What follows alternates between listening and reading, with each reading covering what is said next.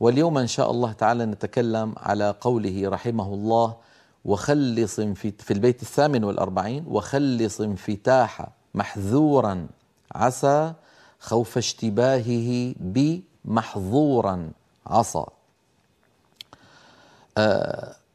الله يسلمكم أيها الإخوة. صفات حروف اللغة العربية منها صفات إذا أخل الإنسان بها يغير الحرف إلى حرف آخر. يعني لما أنا أريد أن أنطق مثلا حرف التاء، تا من المخرج نفسه حرف الطاء، فإذا فخمت التاء قليلا تتحول إلى طاء.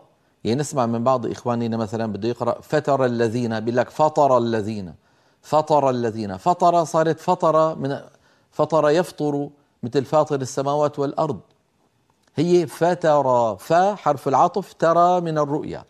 إذن قد يؤدي تفخيم حرف إلى تغييره إلى حرف آخر من المخرج نفسه، أو ترقيقه يغيره إلى حرف آخر. يعني مثلا الطلاق مرتان، إذا رققنا هذه الطاء فقال القائل التلاق مرتان، كما نسمع من بعض إخواننا غير العرب المبتدئين الذين لم يتعلموا تلاوة القرآن جيدا: التلاق اختلف المعنى.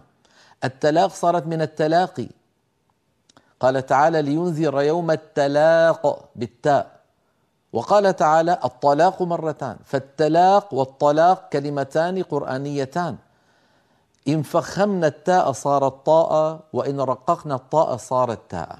فهذا ما نبهنا إليه إمامنا الجزري رحمه الله تعالى في هذا البيت لما قال: وخلص انفتاح محذورا.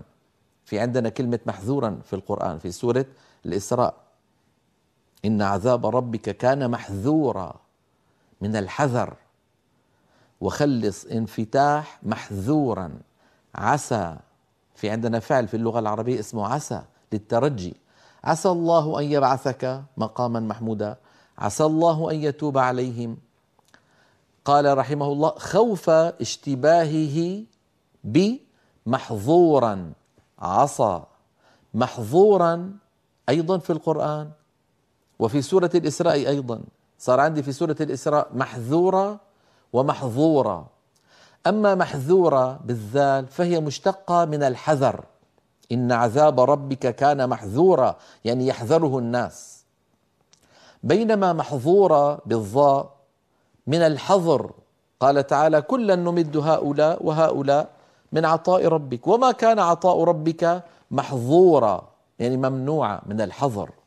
إذن محذورا محظورا، الذال والظاء من المخرج نفسه. الفرق بينهما أن الذال منفتحة، ولو نطقناها مطبقة مفخمة لصارت محظورة فغيرت المعنى.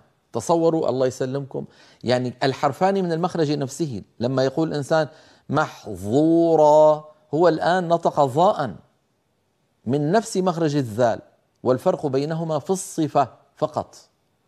كذلك أتى الجزري رحمه الله بمثال ثان فقال: عسى خوف اشتباهه بمحظورا عصى، يعني اشتباه محذورا بمحظورا، وعسى بعصى. كما قلت عسى فعل لترجي حصول الشيء، بينما عصى تأتي في اللغة العربية اسم وتأتي فعل. إن جاءت اسما فهي الأداة التي يتوكأ الإنسان عليها. قال تعالى على لسان موسى عليه السلام: هي عصاي أتوكأ عليها. وعصى إن كانت فعلا فعل ماضي: وعصى آدم ربه فغوى. هنا عصى بمعنى خالف، عصى يعصي، خالف يخالف.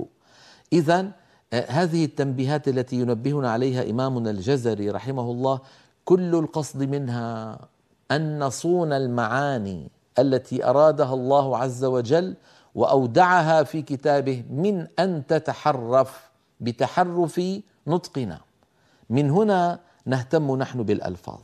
اهتمامنا بالألفاظ اهتمام بمعاني القرآن التي أودعها الله، لأننا نعلم وقلنا ونكرر أن العلماء يقولون: الألفاظ قوالب المعاني. الألفاظ قوالب المعاني. اللفظ مثل الكأس والمعنى مثل السائل الذي يوضع في الكأس، فإذا تغير شكل الكأس تغير شكل السائل تبعا لتغير شكل الكأس. كذلك المعنى المنوط بهذه الكلمة، محذورة منوط بها معنى معين، محظورة منوط بها معنى آخر، عسى منوط بها معنى الترجي، ترجي حصول الشيء، عصى منوط بها معنى آخر.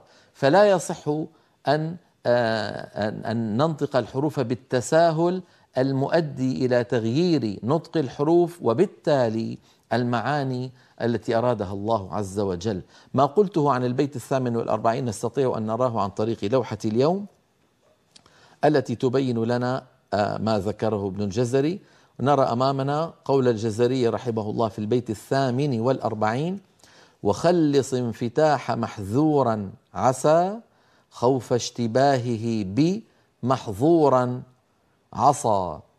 يجب على القارئ أن ينطق الذال من محذورا والسين من عسى منفتحتين غير مطبقتين، ضد الانفتاح الإطباق. فإذا نطقهما خطأ، من القارئ يعني، مطبقتين تحولتا إلى ضاء يعني في محذورة وصاد يعني في عسى، فتصيران محظورا عصى، فيتغير المعنى.